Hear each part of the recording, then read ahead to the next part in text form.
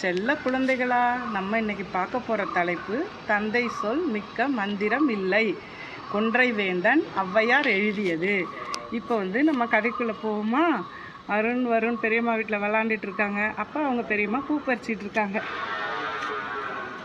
தாயிற் சிறந்த கோவிலும் இல்லை, தந்தை சொல் மிக்க மந்திரம் இல்லை, ஆயிரம் உறவில் பெருமைகள் இல்லை, அன்னை தந்தையே அன்பின் எல்லை, அன்னையும் பிதாவும் முன்னறி தெய்வம், அன்னையும் பிதாவும் முன்னறி தெய்வம்.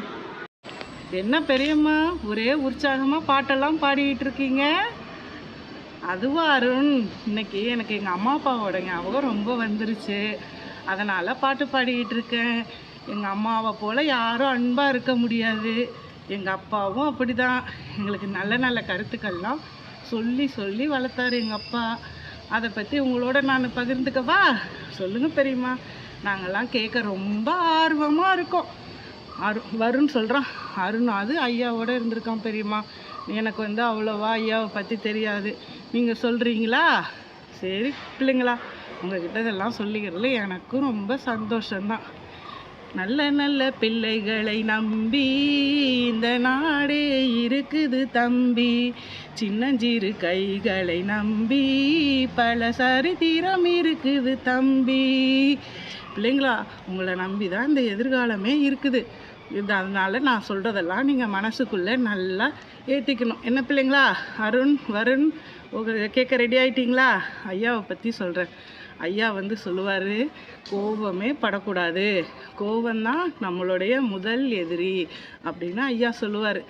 அதை நான் கொஞ்சம் கொஞ்சம் ஃபாலோ பண்ண மாட்டேன். இப்போ நான் அதை ரொம்ப நினச்சி பார்க்குறேன். கோபத்தை நம்ம விடணும் அப்படின்னு சொல்லிட்டு நான் நினைக்கிறேன்.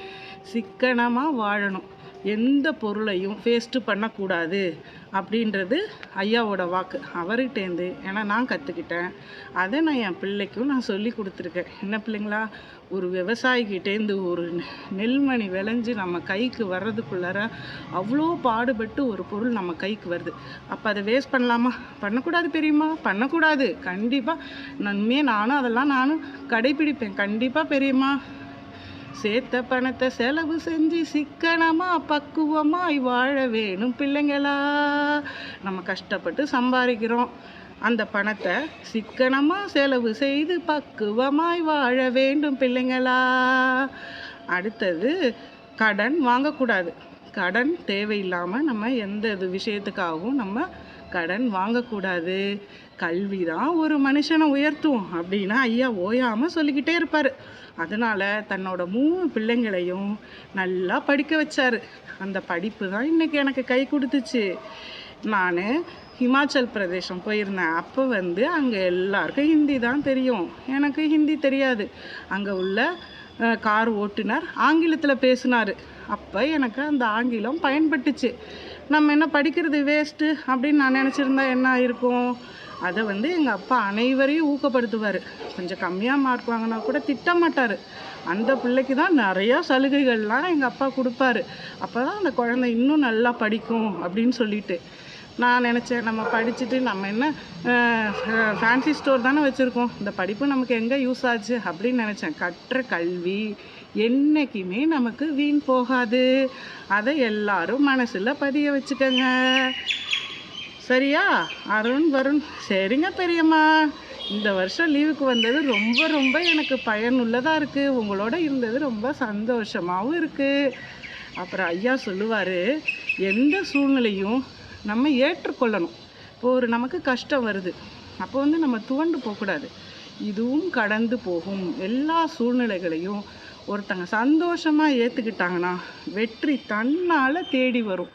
இதுவும் நான் அவர்கிட்டேருந்து கற்றுக்கிட்டது தான்.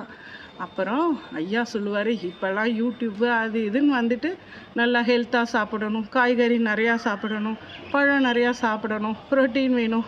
அதெல்லாம் ஆனால் 40 வருஷம் முன்னாடியே ஐயா சொல்லுவார்.